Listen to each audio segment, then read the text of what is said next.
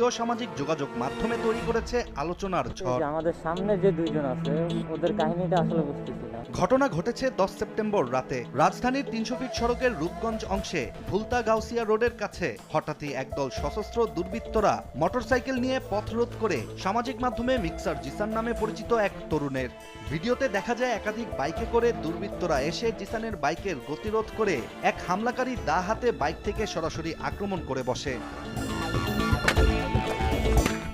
Jisan bike নিয়ে block করেন, যার ফলে তার হেলমেটেই যুক্ত ছিল একটি অ্যাকশন ক্যামেরা। আর ওই ক্যামেরাতেই ধরা পড়ে ছিনতাইকারীদের বর্বরতা। প্রথমেই দা দিয়ে আক্রমণের শিকার হওয়ার পরপরই ভুক্তভোগী জিসান বাইক টান দিয়ে ঘটনাস্থল ত্যাগ করার চেষ্টা করেন। আর জিসানের আরেক সঙ্গীও বিপদ বুঝতে পেরে নিজের বাইক টান দিয়ে বের হয়ে যান, কিন্তু তাড়াহুড়ায় বাইকের নিয়ন্ত্রণ রাখতে না পেরে পড়ে যান জিসান। পরে দা হাতে ছিনতাইকারীর মুখোমুখি হন তিনি। এরপর একটি সাইরেনের আওয়াজ শুনে দৌড়ে যান সাহায্য খুঁজতে।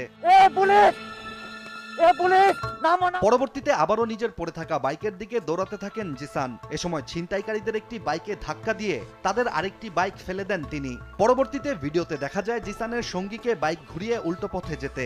এরপর অনেকক্ষণ জিসান সাহায্যের জন্য চিৎকার করলেও কেউ এগিয়ে আসেন না। এক পর্যায়ে জিসানের সঙ্গী নিজের বাইক ঘুরিয়ে আবারও জিসানের সামনে আসে এবং ভুক্তভোগী এবার বাইকে চড়ে ছিনতাইকারীদের উড়িয়ে দেওয়ার নির্দেশনা দেন। জিসানের কথা মতো তার সঙ্গী বাইকটির গতি তুলে ছিনতাইকারীদের উপর উঠিয়ে দেন এবং আবারও দুর্ঘটনার মুখোমুখি হন। এমন অবস্থায় সড়কে একাধিক গাড়ির জটলা পাকলেও কেউ সাহায্যের জন্য এগিয়ে আসেনি। আর এরপরই শুরু হয় গুলি। কুপিয়ে আহত করা হয় জিসান ও তার সঙ্গীকে। কেড়ে নেওয়া হয় তাদের আইফোন, আইপ্যাড এবং জিসানের মোটরসাইকেল। রাজধানীর প্রাণকেন্দ্রে এমন ঘটনা যেন চোখে আঙ্গুল দিয়ে দেখিয়ে দেয় 300 ফিট সড়কের ভয়াবহতা।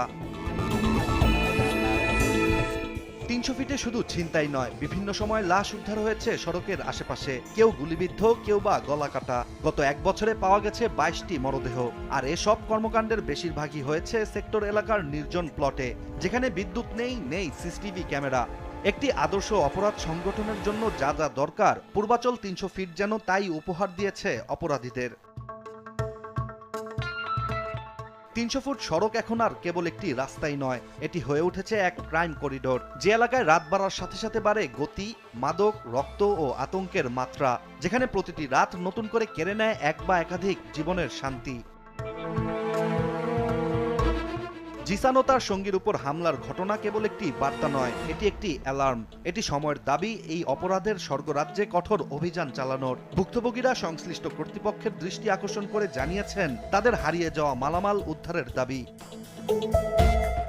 ইশতিয়াক হোসেন, দেশ টিভি।